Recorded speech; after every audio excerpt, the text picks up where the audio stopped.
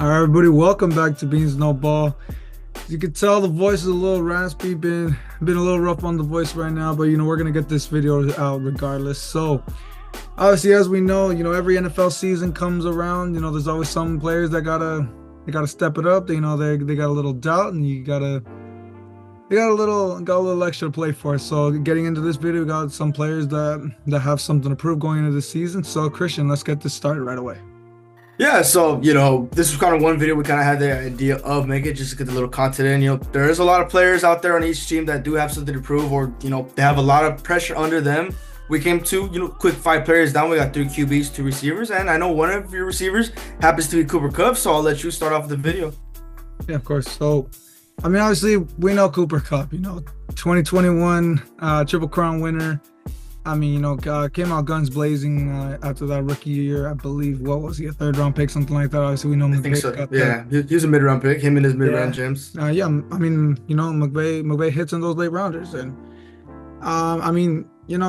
there's so much I can say about him. He's been a godsend to this offense. Watching him and Stafford, everything's been perfect. I still believe he should have been the MVP in 2021.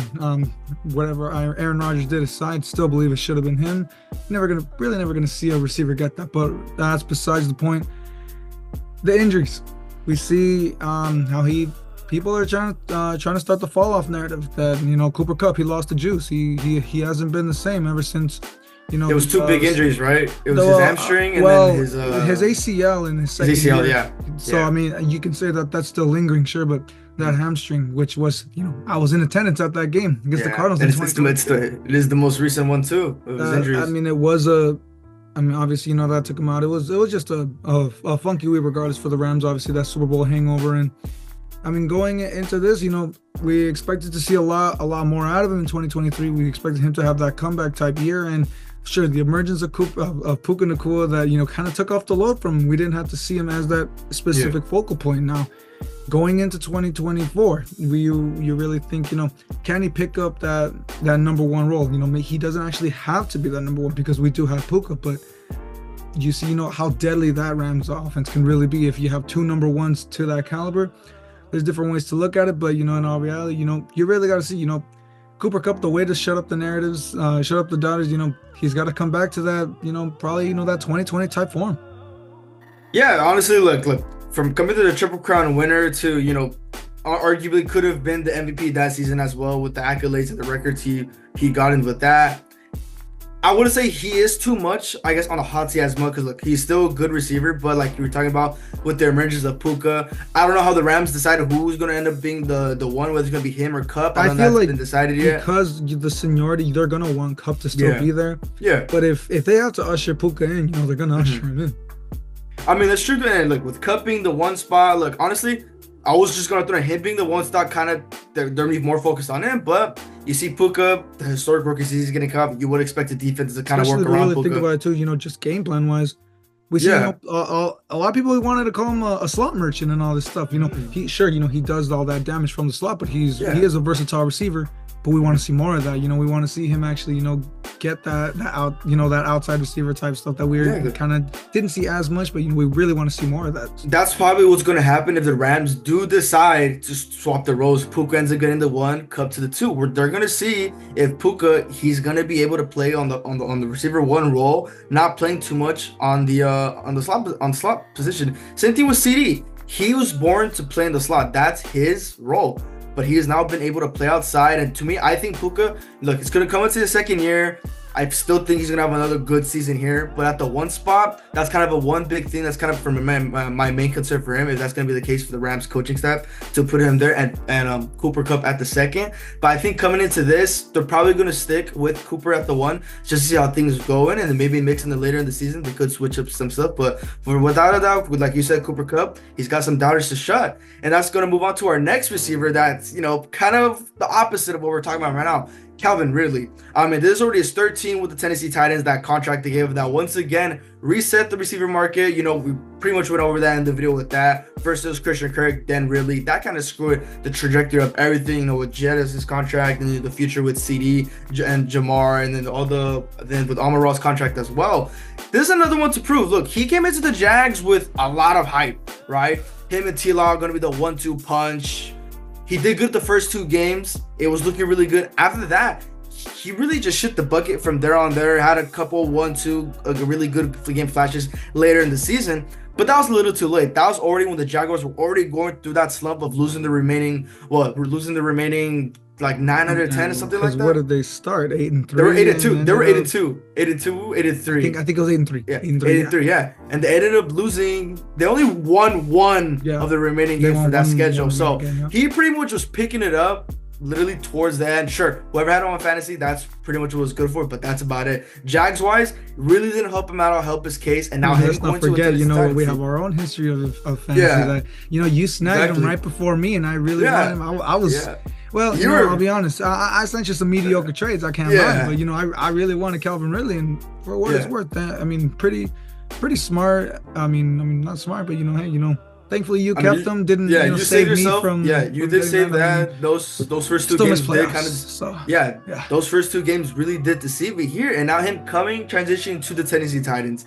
There's another team, another young quarterback, Will Levis. He's starting to take the mantle from Ryan Tannehill. That obviously we all expect. I'm not going to go too in depth about that as well. And getting new additions like Tony Pollard and a couple other players here. And the retirement, the old heads, you can say, the young status here. But really, he's gonna have a lot to prove in this receiver core. You know, I'm pretty sure D-Hop's already at that old level. I would assume really to get majority of the targets compared to D-Hop, but I mean, he's going there to be the one. That's why he's getting all that money. Mm-hmm. I mean, that's the thing. You know, I think he can really succeed in this role. I mean, I like Will Levis. You know, I've been very open about that ever since last season. And D-Hop had his own kind of research. I mean, remember Will Levis' debut? He hit 4 touchdowns. I believe he hit like 2 or 3 to D-Hop if I'm not mistaken. And it was his best game of the season. I honestly think.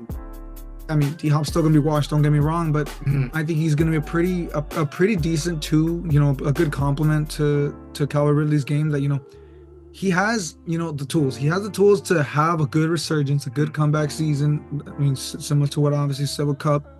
It's just, you know, is Calvin really gonna live up to it? You know, honestly, I'm rooting for him. I really would like to see him do it, but you know, same thing we've been talking about. He's got a lot of people to shut up because of what happened last season. Yeah, and like people also forget too, his time with Atlanta, he was very good with Atlanta. His route running, his catching, his elusiveness, he was really good all around for Atlanta.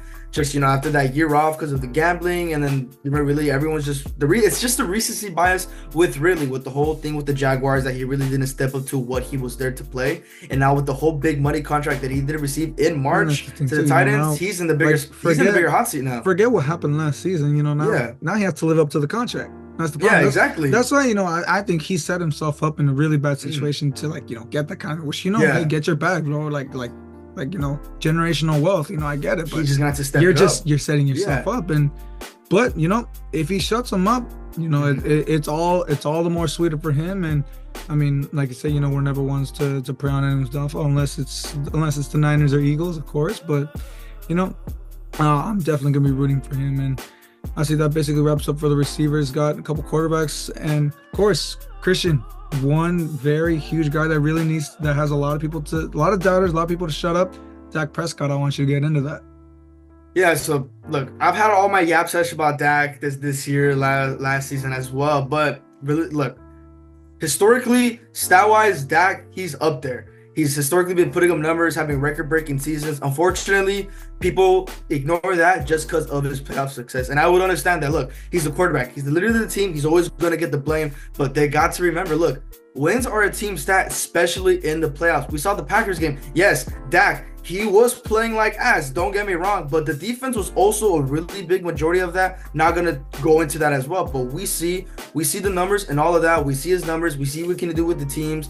And in him, he's getting the blame from last season, not being able to beat teams over 500. If I do recall, the teams above 500 that we did play, he only played bad against the Niners and I believe only in the Bills. The rest, which were against the Philadelphia Eagles, the Seahawks, and I'm forgetting the other. I think it was the other 3 or 4, but from those two, those were the only 2 games between the teams above 500 that he played bad in. He really played bad in the other one. Seahawks game, can you really count that? I mean, they were still above. Okay, but in hindsight, sure. Look, in retrospect, yes, but they were still a 500 I mean, team, I would have liked you to count that Yeah. the Lions game more than anything. Yeah, no, the Lions game, no, yeah, he played phenomenal there as well. That's kind of what everyone's really looking into. But this is not probably not even probably. This is most likely his last season as a Dallas Cowboy. And I mentioned before, this is make or break from Dak. This is it. The Cowboys, look, they're having the talks again. Once again, they want to extend Dak. They want to extend it for 3 years. You could have extended him earlier on, and you could have saved so much money. But again, all that money to save for Jerry not to do anything. I believe this is Dak Prescott's last year to really prove everyone right. He's second in MVP voting. It's a lot of people forgetting. It's just a star on the helmet. That's the reason he's getting all this hate here. I have yet to see very good specific reasons why people hate Dak Prescott. I've yet to find very good ones other than just he's a Cowboy. That's it, right? I mean, look, if we're gonna go that route, I mean, sure, regular season, there's no reason to hate on him, but yes. I mean, how much does he perform in the playoffs? And that's what he has to prove this season. Exactly. He has the this playoffs season with him and McCarthy. Him and McCarthy, look, it's like a father bond duel between them. They're right for each other. But again, McCarthy his coach has the ring. McCarthy has the ring, but for the whole team in general, McCarthy, he's just not getting it done, especially with clock management. But his relationship with Dak, that's what I love between them. That's what he didn't have with Jason Garrett there. But this is a make or break for the both of them, man. I mean, look, at least with Dak, you're guaranteed minimum 10 wins. But with what the NFC is looking like, it's not going to cut it, especially in the East, with how all the rivals have been improving. The Eagles, the Commanders, and sure, throwing the Giants, I'm still going to believe. I'm still going to believe. They're still good. I'm still looking to do bad then, but that's for the preseason videos and stuff. But yeah, this is make or break for Dak Prescott, and I do believe this will be his final year as a Dallas Cowboy. Regardless of them, if they end up winning the Super Bowl, I still believe it's probably his final year. They're gonna have to make a deep run in the playoffs, especially for McCarthy. I mean, let's be honest. If the unthinkable happens and the Cowboys win the Super Bowl, I think that's the one thing that's gonna take for Jerry to open up that checkbook. But I mean, what's gonna look for Micah, and Micah's gonna be the bigger picture. But I mean, it depends who becomes that top performer in that playoff run, if we're being honest. But I mean, look, let's look at this. I mean, I don't really have too much more to say. You covered most of that pretty diligently. My only thing is, I'm just gonna repeat what I just said. It's the playoff performance, and that's all that matters. We know what he can do in the regular season. We know the Cowboys are a great regular season team, and honestly, it doesn't even have to be just Dak Prescott. The Cowboys in general, it's a make or break year. What can you do in the playoffs? Especially that defense. Especially that defense with the amount of players. Especially that defense because of what happened losing to a 7th seed last season. Exactly. And which, see what you can do this season. But moving on, I mean, go from a team that makes it to the playoffs to, probably the bottom of the barrel, someone that we just mentioned right now in the New York Giants and Daniel Jones. So obviously, last year, and I don't know if it could get any much worse than that. Obviously that probably was rock bottom for the Giants and Daniel Jones as a whole. Coming off what was the $40 million contract that he was handed after a pretty mediocre playoff run. Let's be honest. I mean, sure, you beat the okay Minnesota Vikings, and I guess that was enough for them to give him $40 million. That shows how smart the Giants front office is. And I mean, let's just go into and look at the fact that he really just had an insane regression, insane fall off, and going into 2024, it's going to be, what is he going to do to bounce back? I mean, the Giants obviously, they brought in Malik Neighbors. How well are you gonna do with such a great talent? I'm not gonna say generational because that word gets thrown around too much, but and then Hyatt's also coming into the second year. You're very high in Jalen Hyatt. He started showing flashes towards the end of the season. Hyatt started looking really good too. So Hyatt obviously has a lot of potential. I did peep him when he was at Tennessee. He was really good. He does have a lot of haters though. Don't get me wrong here, but with DJ at QB, that's kind of going to be the big issue here, to be honest. And it's really the main issue for the Giants as a whole. I mean, that's the thing, honestly, I mean, I really wanted them to go quarterback, but there is that thing about getting a receiver like Malik Neighbors. Yeah. Maybe even O-line would have been the smarter move if you could have gone one of the good receivers late in the draft. But look, all right, they're giving you their trust. Especially I don't know if you peeped. I mean, I'm sure you've seen all the stuff about what we saw in Hard Knocks in the offseason Hard Knocks that they said, the Saquon. They're putting their trust in Daniel Jones. You're their $40 million quarterback. That's why you draft Malik Neighbors. Let's see what Daniel Jones is going to do about it. We already knew the Giants organization as a whole was already in shambles, let alone after that contract. But after the Hard Knocks got released with the whole call with Saquon and this and that kind of just really sold it back for me. I'm like, yeah, Giants, look, you already messed up with Daniel Jones. And he's already, look, just like Ridley, he's going to be on an extremely hard seat because of the contract he did receive. You paid him $40 million a year. He's not $40 million. I wouldn't pay him 10 if I was a GM. Like, let's be real here. But he is probably the quarterback so far coming into the season that has the most pressure on him. And look at this Giants. It's a young team. That defense, that's what it's young. Another team that was showing flashes towards the end of the season. Look at especially that D-line. That D-line for the Giants, like you got a young guy like Thibodeau is really the leader of that defense, really stepping up for himself. You can't waste potential like that. I mean, look at the Cowboys, how much potential they freaking wasted. I mean, I've been watching it all these years. That defense, I would still say it's kind of a big concern secondary wise, but it's young defense, and that's probably going to be the reason why Giants are going to be in such tight games. But like we're talking about right now, Daniel Jones, he is going to be the factor whether or not the Giants are going to have a shot of at least succeeding in this upcoming season. Yeah, I mean, put it perfectly there, like I just said, it's what are you going to do with the trust that the front office is giving you? And obviously, last guy we're going to get into, personally, I don't really know what he does after proof. Sure, it's the injury. We're going to get it. But I know you have a lot to say about him. I mean, let's also just get into, Aaron Rodgers. I mean, my piece, sure. He's coming off that ACL. And it's the Achilles, right? It is the Achilles, yeah. Not the Achilles. I got those mixed up, yeah. So, I mean, you're coming back from that. You see, kind of similar to Daniel Jones, all the trust that the franchise is putting into you. It's also to see, sure, you're a 3-4 time MVP, prove that you're not washed. Yeah, like, look, A-Rod, I just want to throw A-Rod in. Like, he has nothing to prove. I mean, multiple MVPs under his belt, and a bunch of records, a ring. The reason I want to throw him is just the position he is on with the New York Jets. Look, you got that contract with the Jets in the 2 off seasons ago. You got injured because that O-line can't freaking block a baby on the second play. Your Achilles just snapped and gone out for the season. The reason I'm saying this is because of all the hype the Jets are getting, right? Aaron Rodgers is coming back.